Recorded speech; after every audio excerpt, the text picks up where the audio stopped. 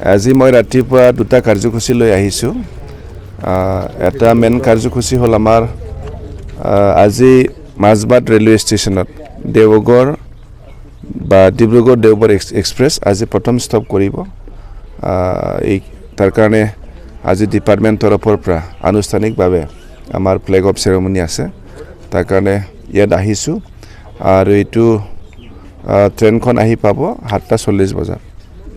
তো আমাৰ এটা অনুষ্ঠান আছে আৰু ইয়াত যোৱাৰ আগতে মই আমাৰ মহিলাপাৰা মডেল হস্পিটেলত সোমালোঁ।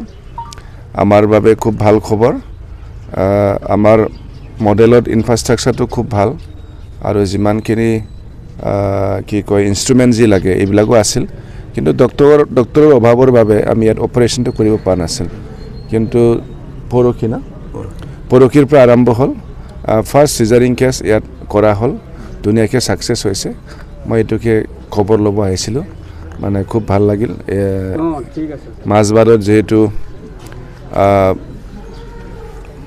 মাজবাটৰ পৰা বহুতো পেচেণ্ট যিহেতু বাহিৰত যাবলগীয়া হয় আৰু ইয়াত ফাইনেন্সিয়েলি বহুত উইক মানুহ আছে, তো হিচাপে চিজাৰিং যদি আমি ইয়াতে যদি কণ্টিনিউ কৰিব পাৰোঁ আমাৰ কাৰণে বহুত লাভ।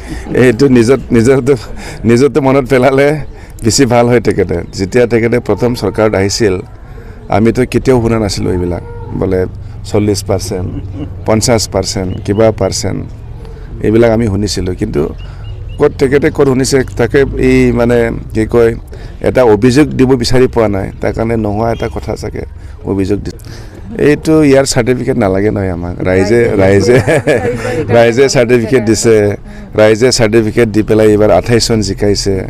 তেখেতো ইমান জানা মানুহ চলাই থকা সময়ত নিজৰ চৰকাৰ তেখেতক কেলেই মাত্ৰ 7 জন জিকালে, সেইটোৱেইতো আমাক কোনোবা কোৱাটো নালাগে, ৰাইজে কোৱাটোৱে লাগে। এতিয়া চা কমিশ্যন ৰাজ চলিছে নচলিছে, কোনোবা প্ৰমোদ বড়ো কোৱাটো আমাক নালাগে। কমিশ্যনটো তেখেতৰ পৰা লোৱা নাই নহয়, যদি লৈছে ৰাইজৰ পৰা লৈছে, ৰাইজেহে ক'লেহেঁতেন যদি লৈছে, ৰাইজৰ পৰাতো কোনো আপত্তি অহা নাই। মানে হাগ্ৰামা ছাৰ আমি সদায় কওঁ তেখেতৰ কথা আৰু কামৰ মাজত মিল আছে, আৰু মিলৰ লগতো আমি তেখেতক ৰিজাব নোৱাৰোঁ, বেছিহে আছে।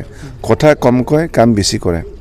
এইবাৰ তেখেতে চৰকাৰ কৰি উঠাৰ পিছৰ পৰাই সদায় তেখেতৰ মাথাত লাগি আছিল যে 5টা গেৰেণ্টি কেনেকৈ আমি সফল কৰিম, আৰু চবতকৈ চিন্তা কৰিবলগীয়া বিষয় আছিল আমি চৰকাৰ যিটো মাহত কৰিছোঁ এই ফাইনেন্সিয়েল বৰ্ষটো মানে ফ্ৰেছ ফাইনেন্সিয়েল বৰ্ষ নহয়, এইটো প্ৰমোদে চলাই থৈ যোৱা এনেকুৱা বৰ্ষ আছিলে। তো ইয়াত কোনো বাজেট পাবলগীয়া পইচা আৰু বেলেঞ্চ কোনো নাছিলে।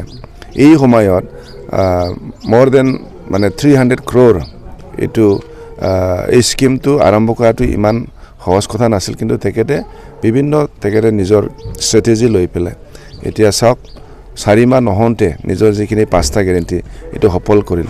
5টা গেৰেণ্টিত 5টাও তেখেতে কৰিছে।